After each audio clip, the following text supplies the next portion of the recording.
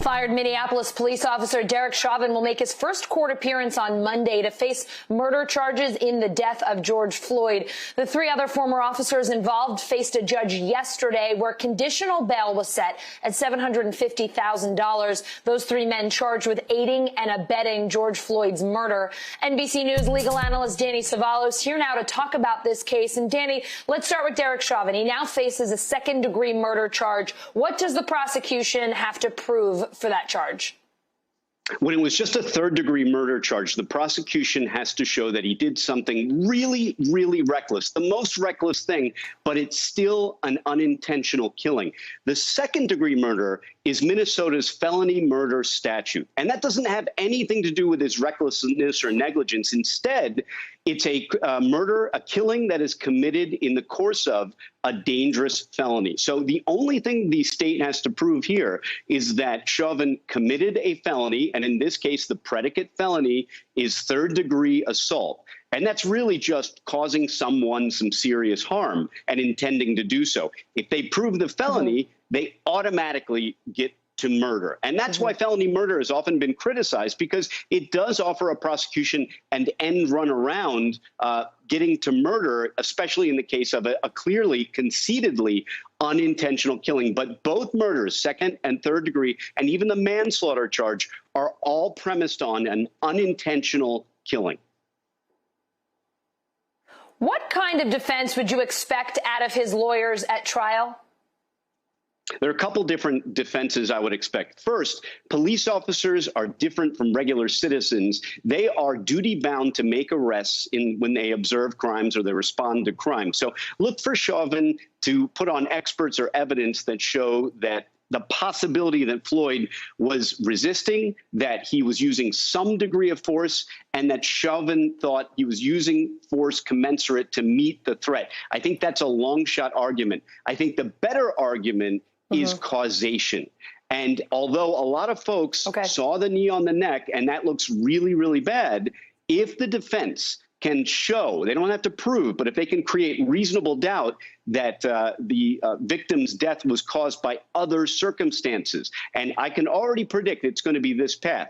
They're going to say that he had some health condition, and the resulting stress just from being arrested set a chain of events into motion that resulted in some kind of death independent of the knee to the neck. Again, the burden, they don't have to prove that beyond a reasonable doubt, quite the opposite. They just have to create reasonable doubt about the causation of death. If they can establish that reasonable doubt about what caused the death, then they may have a shot. Danny, let's talk about a few of the other officers here. Officer King claims that his fellow officers, he told his fellow officers, quote, "You shouldn't do this." And Officer Lane claims that he asked Chauvin twice, quote, "Shall we roll him over?" How do you expect that defense to play in court? And are we looking at the beginning of possible plea deals here? The cases against the other officers are much more challenging for the state, and they've essentially conceded that. First, they're charged with aiding and abetting, and that's what we call a specific intent crime. You have to show that they acted intending the outcome, that they, in the case of felony murder, that they acted intending to assist Chauvin with a third-degree assault, as opposed to, say, a lawful arrest that maybe got out of hand. That's a lot more challenging than putting Chauvin on trial and showing him with the knee to the neck. In fact, I expect these officers will likely file for a severance of the trial because they may have inconsistent defenses. They may end up pointing the finger at their former brother officer Chauvin. That's a possibility. But you're right, plea deals are a possibility, but in just anecdotally, what I've seen in these police cases when they are charged with crimes is that they tend to want to roll the dice and go to trial because it's all or nothing for them. It's their job, it's their career, and taking a lesser felony plea, it just isn't going to work for them. So they know that juries will often take into account the dangers that police face every day. And in my experience, just observing these cases, they are willing to take a chance with a jury. The attorney for Officer Lane said that Derek Chauvin is a training officer and asked the judge, quote, "What is my client supposed to do other than follow what the training officer said?" The attorney telling the judge he thinks the case against his client is weak. Is it? Like I said, the cases against the other officers are not as strong as the case against Chauvin because of the aiding and abetting that they're charged with. You have to show that intent, that they intended to achieve the unlawful outcome, whether it be that high degree of recklessness, which is even weirder, right? That they intended to help in an unintentional outcome. That's the recklessness charge. But the showing that they intended a felony as opposed to just a normal arrest is going to be a challenge. And remember, the burden is the state's at all times to establish beyond a reasonable doubt, the highest standard of proof in our legal system. So all they have to do is generate doubt. And by showing that Chauvin was the training officer, they can establish I was following my superior's orders or direction defense. And that can be really effective. This is the guy that trained us. He taught me how to make lawful arrests. If he's doing it, it's got to be okay in my mind. I'm just a younger junior officer, if that's the case. I don't know that it is yet, but look for that to be a major theme of their defense. Right. Yeah, you could see how that argument might go.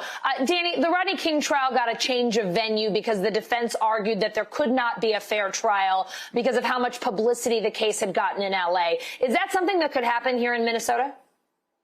It could. It's rarely granted. Change of venue motions are really difficult, and really they're up to each individual judge. And so it's not likely. They probably want to get out of Minneapolis, maybe into a rural area where maybe less people have heard of this case, if you can believe that's possible. But what you find during jury selection is that a lot of people aren't watching TV and checking Twitter or anything else. So they might get that. More likely, though, is, as I said earlier, the motion for severance. These defendants do not want to be tried with Chauvin. They do not. Part of their defense might be pointing the finger at him and saying he's out of control, and we were just effecting a lawful arrest. We weren't even aware what was going on. Look for that possibility. They may want to sever themselves from Chauvin.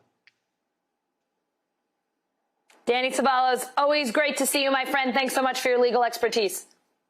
Thank you. Hey, NBC News viewers, thanks for checking out our YouTube channel. Subscribe by clicking on that button down here and click on any of the videos over here to watch the latest interviews, show highlights, and digital exclusives. Thanks for watching.